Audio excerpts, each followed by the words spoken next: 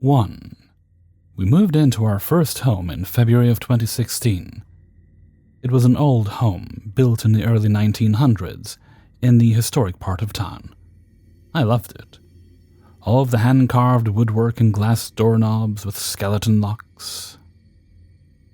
It was exactly what I wanted and perfect for myself, 22-year-old female at the time, and my husband, 27 at the time. I was 3 months pregnant with our first, and we were so excited to start our family. As we got settled in, we noticed the house was very noisy. I rarely have my home quiet due to having tinnitus, and always needing some kind of background noise to drown it out. On one rare occasion, the house was quiet, and there were lots of creaking and moving, mostly coming from the loft-style attic we had. We shook it off, to the house being old. At least, that's what my dad told us. So we moved on. Spring came and we were scrambling to get ready for the baby. The house needed a lot of work, but we were determined to get it done. The first major encounter was on a beautiful spring day. It was the weekend, and my husband and I were spending our day off working on the house. I was cleaning the kitchen, and he was working on my car in our detached garage. The way this home was built, you could see the detached garage from the window that's above the kitchen sink. I would glance out every now and then to see what he was up to. A little time passed, and I hadn't looked out at him. I started doing the dishes when I heard him walking in the living room towards the kitchen. I could feel his presence, and without turning back I said, "Hey, babe." No answer. Wondering why he didn't answer, I looked over my shoulder, only to be met with a dark silhouette of a man standing in the living room and kitchen. In the blink of an eye, the figure was gone. Unsure of what I had just seen, I yelled through the window for my husband, who was still in the garage. He came in, and frantically I told him someone was in the house. Immediately he went and grabbed his weapon and checked all over the house. Nothing was there. In all of the years we lived at that house, not once did my husband see our roommate. I saw him all the time, out of the corner of my eye, peeking around corners. But more than anything, I saw him looking into the living room from the staircase that led to the attic. In the beginning, he frightened me, but after a while I got used to him being there. I even spoke to him sometimes, telling him I'm okay if he stays in the attic, and asking him to leave my baby alone. He seemed to have agreed, since in the 5 years my son lived there, he never saw him.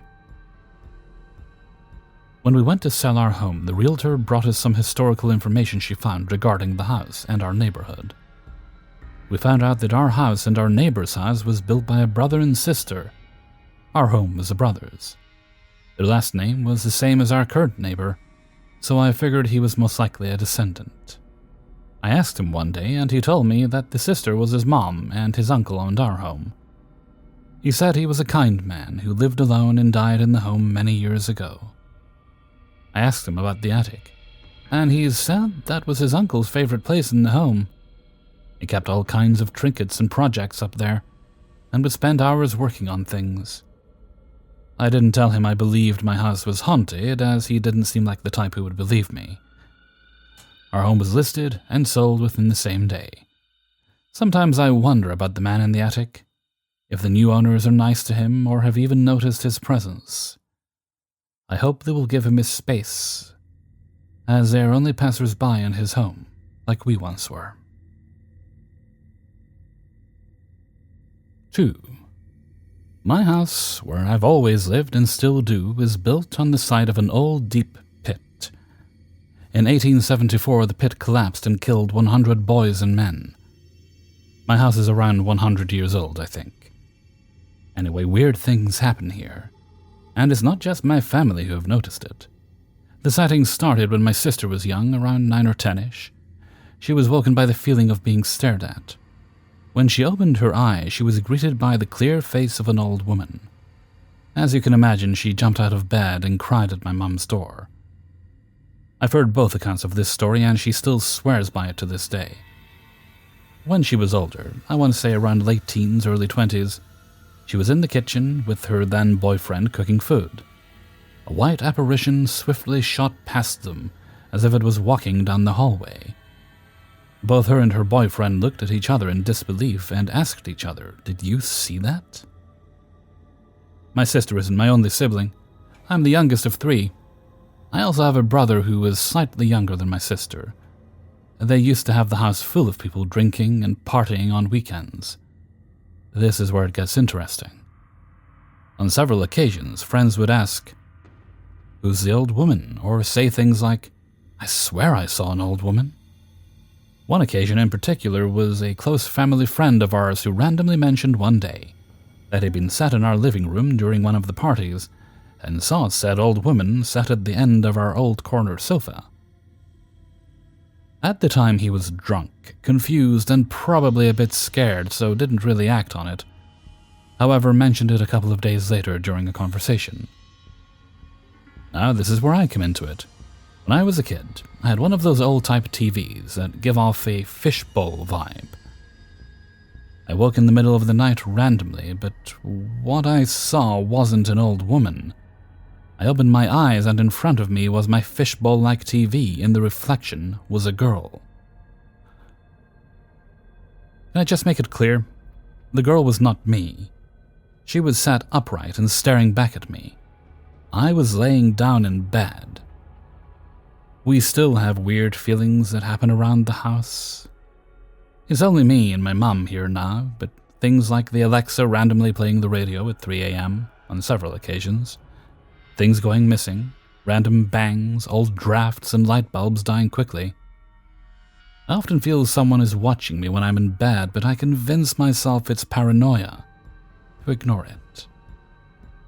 There is sometimes a bad smell that cannot be explained around the house. When my mum first moved in, almost 30 years ago, the neighbor asked her if she could smell it. We have no idea what it is. Might be worth mentioning that my mum had a clairvoyant tell her one of her daughters would be gifted many years ago. Could be why she saw it the most. 3. Figured I'd share some of my experiences here, as I've been slowly getting more interested in the paranormal again. This experience took place between the 8th grade and freshman year of high school. During my 8th grade and high school years, I was an extremely depressed kid. My mom was an abusive alcoholic, and because of that, there was a lot of negative energy that not only filled the house we were renting, but seemed to hover around me. I was stupid at the time, even more so than I am now, and liked to give this negative energy a lot of attention. While I had a lot of minor experiences like hearing voices, lucid nightmares, scratches on my body, etc., one experience really sticks out to me in my memory. I was spending the night at my grandparents' house. I wish I could remember the reason, but it's hard for me to recall a lot of memories in that time period due to my trauma.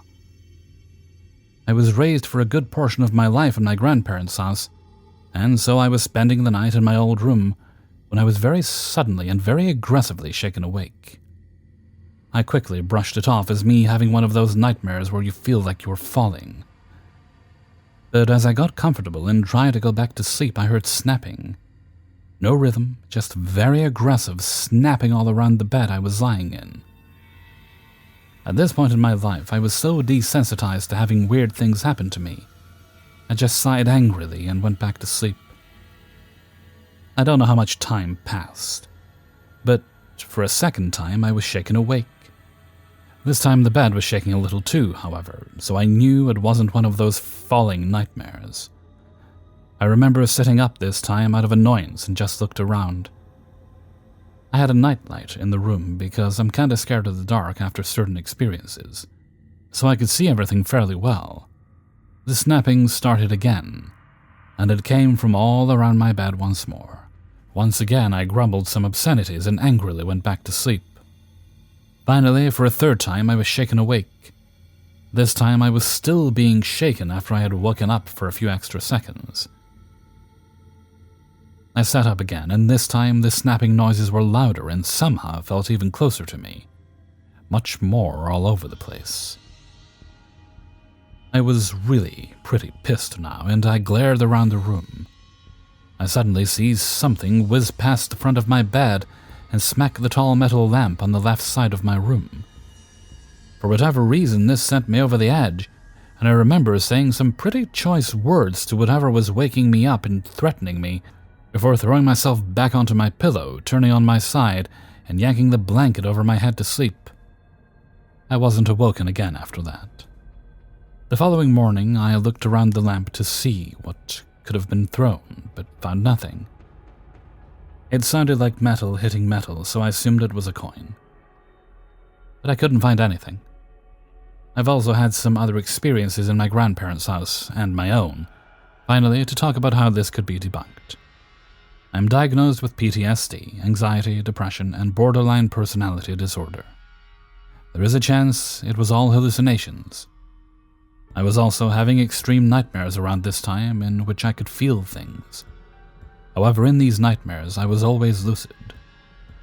I'm not going to deny that this totally could have been made up in my head, and that it could have just been my mental illness freaking me the F out and throwing random crap at me. But certain things don't match up. If it were a hallucination, why and how was I being shaken by an outside source? My dreaming could make a lot more sense, but there's two things that don't add up. I was relentlessly tortured in my dreams, physical torture, so why wasn't this dream like all the other ones? Secondly, I was only ever physically tortured once I realized it was a dream, not right off the bat. And I felt a lot more in touch than whenever I was dreaming. Anyways, I'd love to hear your guys' feedback, and if you've had any similar experiences, or if you have any idea what the heck I could have gone through. Thanks for letting me share. 4. Hello everyone. I want to start by saying that I have always believed in the paranormal. As a child, it has fascinated me in many different, sometimes terrifying ways.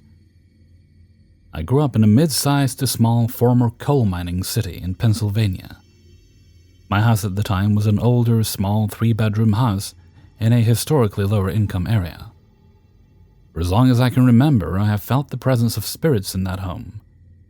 As a child, I would wake up constantly in the middle of the night sweating, and in fear that something was watching me from the far left corner of my room. That feeling would never go away, but got stronger. I never felt alone while living in that home, always on edge. It got to the point where I was in my late teens, still sleeping with the lights on. I was that terrified of the presence that lingers over me at night. In terms of seeing things, the only truly horrifying image I remember seeing was as a child. However, this could have totally been the product of my childhood imagination. Was opening my downstairs bathroom door and seeing my dog, at the time he was alive, as a rotting corpse staring back at me. When I shut the door and reopened it, the image was gone. My dogs would bark at random noise in the house and would sometimes bark at nothing. But the animals of my house would never come into my room. They would always whine by the door and scratch until I let them out. I never really thought about that until now. One thing that would happen to everyone in the house was things going missing. Granted, we were a large family in a smaller home, but things were always moving around and never in the place you would remember. In my room, this was a consistent experience I could never escape. Content warning, mental health, and mentions of suicidal ideation. One thing that always stuck with me was the way that house made me feel mentally. Granted, my family dynamic didn't help the situation, much better now, but at the time was rocky. But the best way I can put it into words was something was sucking the energy and life out of my existence. I felt the most depressed and suicidal I have ever felt for the span of 4 years while living in this house. During this time, these feelings of being watched and stalked were at their highest. I felt truly and utterly alone. Yet my presence was never alone. A lot of these problems would end up fading, but never really went away. My grandfather would pass in 2016, and since then the entire energy of my house has changed. My mental health would improve immensely, and those feelings of being watched felt more comfortable and warming, rather than cold and negative. You could feel a shift in the entire house dynamic, and just our overall moods and emotions were more stable. I felt comfortable staying home alone and simply using a nightlight to sleep. The last time I lived in that house full-time was in 2019. I moved away for college and would only go home to visit. I would be home for maybe 2 or 3 days and a 5-day visit for Christmas, but an energy was still there whenever I walked through that door. My friends from college would feel that same energy too. I asked my one friend as we were driving back from Pennsylvania to New York if she felt like my house was haunted, and without any hesitation, her answer was, "Oh, 1000%. Let's flash forward to this year. My family moved from the city to the mountains. We're now living in a converted cabin near a lake 3 miles off a dirt road. During the day, it's beautiful and serene. At night, it's really fucking creepy.